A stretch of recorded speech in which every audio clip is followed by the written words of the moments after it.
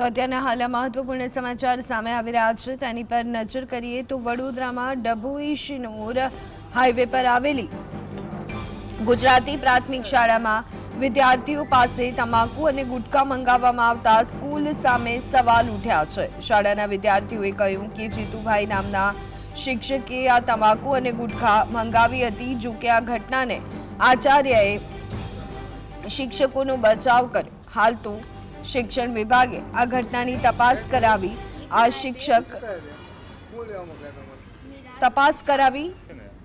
શિક્ષક સામે કડક કાર્યવાહી થવી જોઈએ તેવી માંગ કરી છે।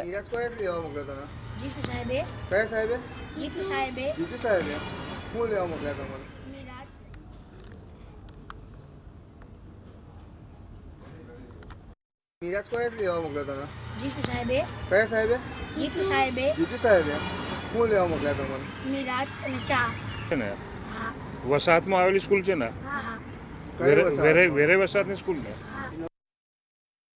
સાહેબ બપોરનો ટાઈમ હતો એટલે ચા લેવા માટે બાળકોને મોકલાઈ ગયા હતા અને વડી લાવ્યા હતા તેમને ગુટખા ખાવાની હતી તો સાહેબ નાના બાળકો ગુટખાનું વ્યસન શીખે કે ના શીખે એની મેં સાહેબ એ અમારી ભૂલ તો છે જ પણ શું કરું હવે આ ચા હંગાતે પડીકી મંગાવી દીધી બાળકો વડી લાવ્યા હતા તે ગોમના પછી મંગાવી દીધી।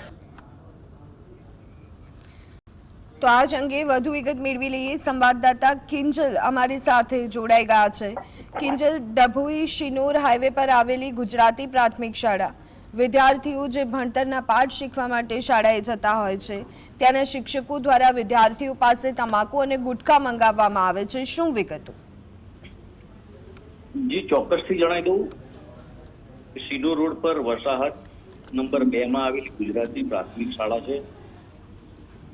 શાળામાં અંદાજિત 21 જેટલા વિદ્યાર્થીઓ ભણતર મેળવી રહ્યા છે ત્યારે શાળાના જે શિક્ષકો છે શિક્ષકો દ્વારા અવારનવાર બાળકોને ચા અથવા ગુટખા લેવા માટે લગભગ 200 થી 300 મીટર દૂર ધક્કા ખવડાવવામાં આવતા હોય છે। આ અંગે ફરિયાદો વાલીની ઉઠવા પામી હતી અને જ્યારે આજે શિક્ષકો દ્વારા વિદ્યાર્થીઓને પુનઃ ગુટખા અને ચા લેવા મોકલવામાં આવ્યા ત્યારે કેમેરામાં જ આ દ્રશ્યો કેદ થયા હતા અને જ્યાં શિક્ષણના ભણતરના જ્યાં પાઠ ભણવામાં આવે શિક્ષકો દ્વારા બાળકોના કુમળા માનસ પર અવળી અસર પહોંચે તેવા કામો કરવામાં આવ્યા હતા, જેને લઈને વાલીઓમાં પણ ભારોભાર રોષ વ્યાપ્યો છે। ક્યાંક ને ક્યાંક જી આભાર કિંજલ સમગ્ર માહિતી આપવા બદલ।